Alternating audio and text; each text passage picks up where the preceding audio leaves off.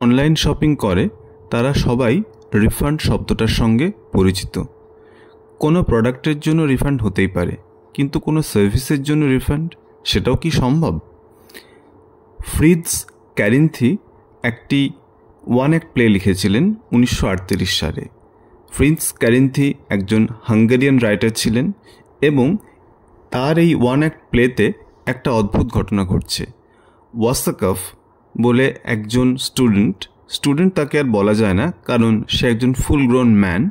সে 18 বছর পর নিজের পুরনো স্কুলে ফিরে যাচ্ছে এবং সে দাবি করছে প্রিন্সিপালের কাছে যে যেহেতু এই স্কুল থেকে সে কিছু শেখেনি, সেহেতু তার যে টিউশন ফি সেগুলোকে ফেরত দেওয়া হোক।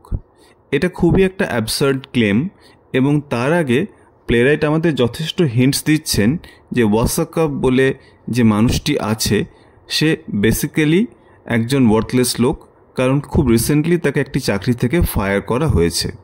কিন্তু সে এত স্মার্টলি আর কনফিডেন্টলি প্রিন্সিপালের কাছে তার প্রস্তাবটা রাখছে এবং এত ডিম্যান্ডিং ম্যানারে কথা বলছে যে প্রিন্সিপাল ঘাবড়ে যাচ্ছেন এবং তিনি বুঝে উঠতে পারছেন না যে তিনি কি করবেন। এবং ওয়াসাকভ বলছে যে তাকে রি-এক্সামিন করা হোক, তার রিটেস্ট নেওয়া হোক এবং সে প্রমাণ করে দেবে যে সে এতগুলো বছরে কিছুই শেখেনি। প্রিন্সিপাল চিন্তায় পড়ে যান এবং তিনি তার অন্যান্য যে কলিগস, মানে ফিজিক্সের টিচার, হিস্ট্রির টিচার, জিওগ্রাফির টিচার, ম্যাথসের টিচার, সবাইকে ডেকে পাঠান যে এই সমস্যাটা কিভাবে সলভ করা যায়।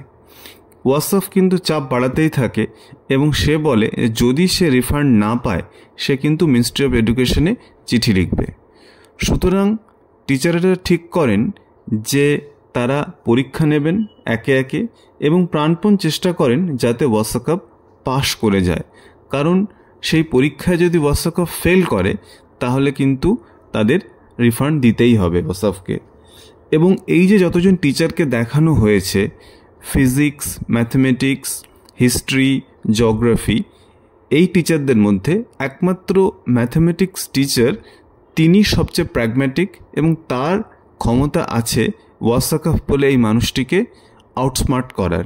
এবং যখন এই রি-এক্সামিনেশনটা হচ্ছে ম্যাথমেটিক্স টিচারের কাছে কিন্তু ওয়াসাকভ ফেল করে যাচ্ছে। ওয়াসাকভ ফেল করছে মানে আপনি নিশ্চয়ই আমাকে কিছু শেখাননি, সুতরাং সেই টাকা ফেরত দিতে হবে। এবং পরের ব্যাপারটা আরও সারপ্রাইজিং, যেটা দেখে প্রিন্সিপাল রীতিমতো আঁতকে উঠছেন। ম্যাথস টিচার মেনে নিচ্ছেন যে সত্যিই ওয়াসাকভ রিফান্ড ডিজার্ভ করে, কারণ তিনি তো সত্যিই কিছু ম্যাথস শেখাতে পারেননি।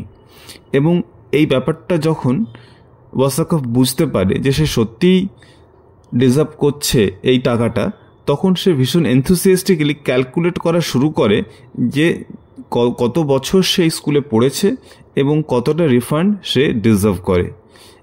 এখানেই কিন্তু সে তাড়াহুড়ো করে ভুলটা করে এবং সে যখন একটা নিট ক্যালকুলেশন ম্যাথস টিচারের সামনে তুলে ধরে, সেখানেই এই খেলাটা সে হেরে যায়।